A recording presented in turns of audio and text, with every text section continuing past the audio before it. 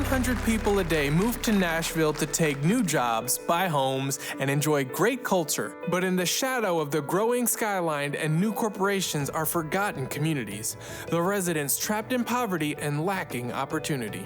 Papa Joe Bradford overcame the pain of his own childhood in Nashville and focused his heart on helping those left behind as he once was. His outreach, Elijah's Heart, has a single mission: to show love and bring aid to underprivileged kids and their families.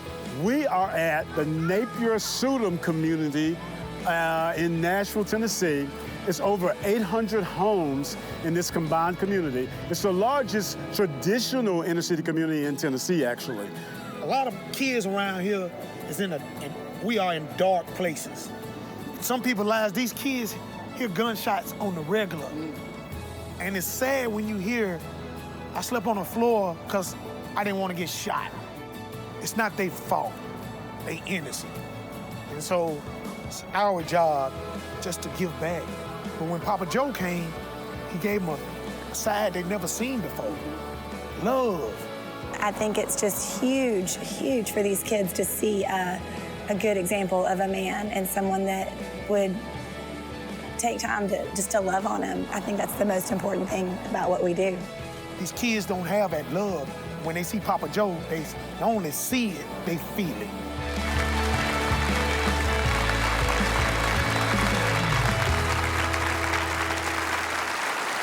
Please welcome the man behind Elijah's Heart, Papa Joe Bradford. Papa Joe, great to have you here. It's great to be here. I can't tell you how hard it is for me not to say, hey, I'd like a pepperoni with extra cheese. I'm thinking Papa John, Papa Joe. But it's Papa Joe. You are our Huck's hero, but you got to tell me, how'd you come up with the name? Where did it come from, Papa Joe? Well, I'm going to tell you, everywhere I go, it's inevitable that somebody's going to call me Papa John. This is the difference. Papa John makes pizza, Papa Joe likes pizza. Okay? That's a pretty good difference. Yeah, that's it. Well, my wife and I have been working with kids for years. And we do music with children. We were doing a choir, and there was about 60 kids. A 12-year-old girl came in, and her face was swollen. She had been hurt. It's in the city. We prayed for the child. And then later, her little sister comes to my left side and says, "Will you be my dad?" The little girl? A little girl. Oh, wow. And then her best friend comes to my right side and said, "Will you be my dad?" Do they say cahoots on this show? It means, yeah, I'm country. Yeah. And then another little boy comes in front of me and says, "Will you be my dad?" It set up a chain reaction. And before I knew it, it was 30 to 40 children saying, "Will you be my dad? Will you be my dad?" Wow. And the next week I came back and I told them, "You can call me Papa Joe." What you do with these kids is beautiful. And what you're reminding us is that there's so many kids in the inner city who do not have a father figure in their lives. What was it that made you say, this is my life work? Well, actually, my wife gave a child a piece of candy. And we found out there was 50 children living on our street. So what happens when you give one child a piece of candy? They all come running. Yeah. Well, we realized that these children were hungry. We were helping them with school stuff, and we realized they were hungry. I visited a single mom's house, 6 children. There was no toilet paper in there. There was a Yellow Pages phone book with a third of the pages torn out. And that's what they were using as toilet paper. And so that type of poverty right in our own backyard, and we just had to do something about it. When you started ministering to these children, what's been the greatest joy that you get from it? What turns me on is I can see the love in the children's eyes. And so when we go in there, we recently did 1,000 lunches a day. 1,000? For spring break, 1,000. Wow. That's how big, we're in the largest inner city community in Tennessee.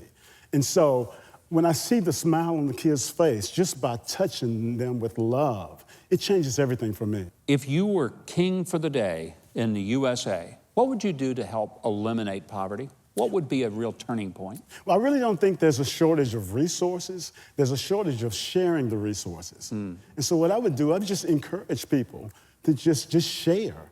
If you share, we're in the richest country in the world. If you just share what you have, just an act of kindness, a simple act of kindness, that's going to change everything. But you remind me that there are children in America who go home from school hungry.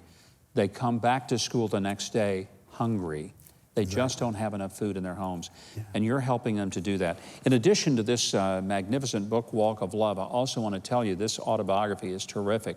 It is available online, and you can get it And you can also see a film that was inspired by his life. The film is called Unconditional. It's on Netflix. You can watch it right now.